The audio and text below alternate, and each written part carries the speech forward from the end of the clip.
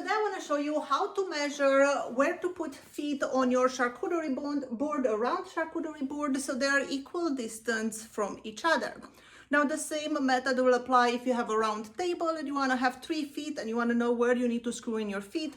A year ago I made my first round table. It was like a small side table and I really didn't know how to measure that. I'm not the smartest person. And I just kind of eyeballed it, and even to this day, every time I look at that table, I know, even though it looks fine and nobody can tell, I know the distance between those feet, it's not equal, and it bothers me. So today, let's show you how to do that. Before I show you how to measure, let's just talk a little bit about cutting board feet or charcuterie board feet. I have here some smaller ones. They make them in smaller sizes, bigger sizes. The one thing you need to look for it is that you want it to be rubber, not plastic. So mine looks something like this. I hope that focuses. And it has a hole for a screw. And you want it to be rubber, that way it doesn't slide on the table. It's rubber, it has some grip to it. And then the second thing you need to look out for it is the screws that comes with it. I have a little baggie here with the screws. The screws for cutting board feet should be stainless steel. You don't want something that is not stainless steel, or when you wash your cutting board, your screws will rust. So those are the kind of feet I use. I will put them in the description below if you're interested in purchasing some. Now, why do we put feet on a cutting board or a charcuterie board? Well, for obvious reason. One, because you don't want to, you want to elevate your board off the table so the back of the board doesn't scratch. Also it gives it some grip so it doesn't slide. Another reason to use feet for a round board like this is if your board is a little bit warped. If it's a little bit warped and it has a wobble, it doesn't stay flat on your table, adding 3 feet, it will stabilize that and you will get rid of that wobble. Now this particular board does not have a wobble. I will show you if I put it, let me move you close. If I put it on my cast iron table, it has no wobble into it, so that is not the case. I just wanted to add feet. And the reason I want to add feet, let me move you back. The reason I wanted to add feet is because this charcuterie board somehow ended a little bit thinner than I like to make it. I usually like my boards to be about 1 inch or thicker, and this one it's about 5/8, so it's on the thinner side, and by adding feet it gives the illusion of being a more substantial board, if you will. It's not gonna make it thick, but it's gonna give it the feel that is a little bit thicker. Now, because this one is thinner, I will put it on sale on my website. Instead of selling them for $129 as my round ones will sell for, I'll put this one for $90 because it is thinner. Let's go to the workbench and see how we measure. So here we are at my workbench. We're gonna use some tools and I'll show those to you in a second. I was working on some cutting boards over here. That's what this mess is. I need to glue these panels here. I have another one. Let me show you this one. I really like the combination of this one. So that is another one that I'm working on. But right now, let's go back to our charcuterie board. And I'm going to flip it over. Now, because this one is a thinner board, like I said, my first thought was to make it into a Lazy Susan because it would be perfect for that. The thickness of it won't matter so much. But then I realized I can't put screws into the epoxy part. You see, it's see-through and you will see the silver screws through it. So I scrapped that idea and decided I'll put the cutting board feet instead. And I'm not going to use the screws. I'm just going to use 5-minute epoxy to glue them on. So this is the back of my board. The first thing we need to do is find the center of our board.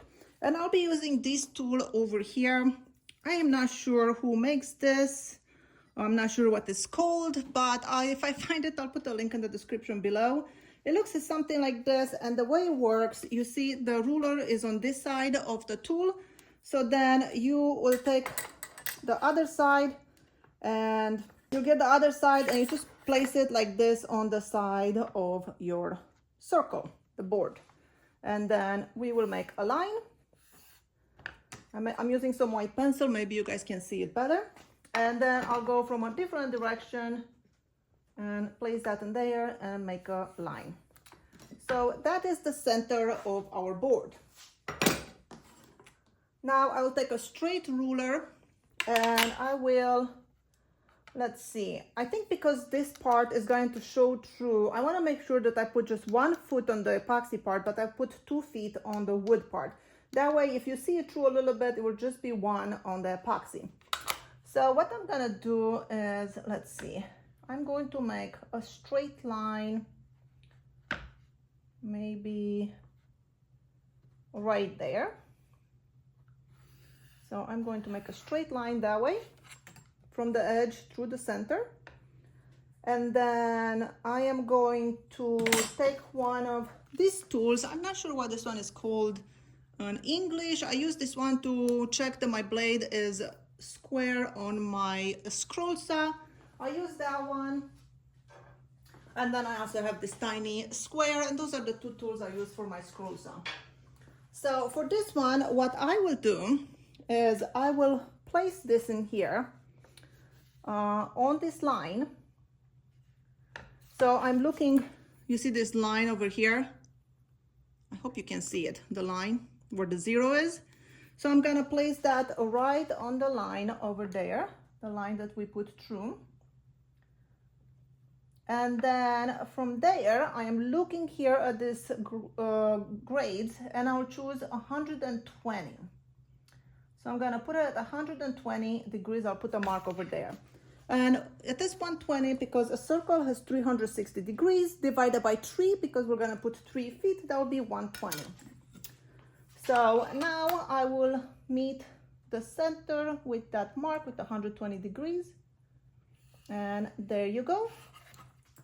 So now we have to find another 120 from this line this way, or a trick that I like to do is to put this gadget upside down, and then I'll use the same line. It's just upside down now, and then I go backwards to 120, will be right here. So then now I'll put a line from the middle through this line. So now we have the 3 lines where the feet needs to be, and then I like to measure 1 inch from each end. So the first foot is gonna go over there. This one, it's going to go over here. And this one, it's going to go over here. So this is where our feet are going to get glued with the 5-minute epoxy.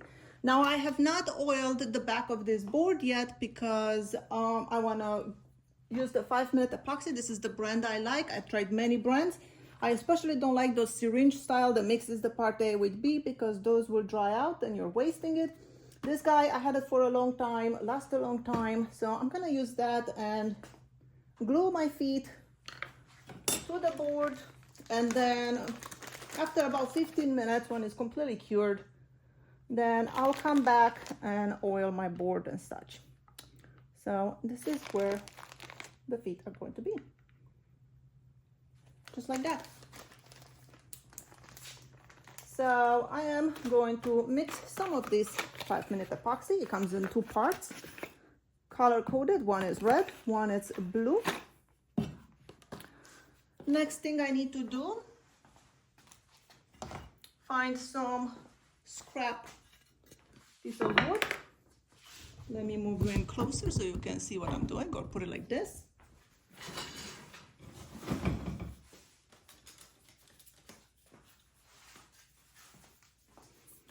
I have a trusty popsicle stick, and you want to put equal parts of A and B here. So I'll just squirt a little dab of the red, 1 squirt of the B, or 1, 2, whatever you want to name them.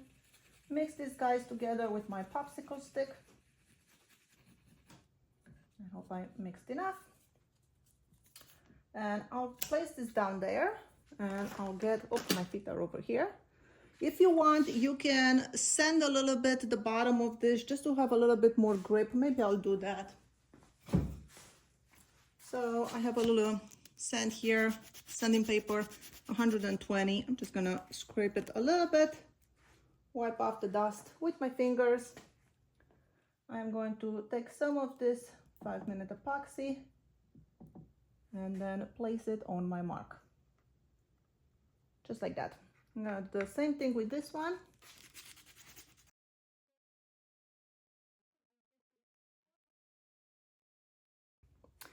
And I like to leave my popsicle stick on top of my epoxy. And when this is completely cured, my popsicle stick should be stuck in there and I won't be able to lift it up. And then I know that these guys are cured. I need to find a piece of plywood or something. Let's see if I can find something. I have this board that I glued up for a napkin holder. So I'm just going to see if it fits. Put it right on top there. And then place a weight on it. This tape dispenser used as so many functions in my shop. There you go. I'm going to let it sit there and I'll see you when it's all cured. All right, you guys, it's been a few minutes. I took this time to glue up one of those boards. And then when I checked on my epoxy, let me bring you in close. When I checked on my popsicle stick here, you see it is completely cured. If I try to pull it out, the popsicle stick will break.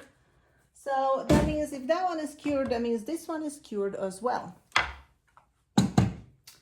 So there are our feet.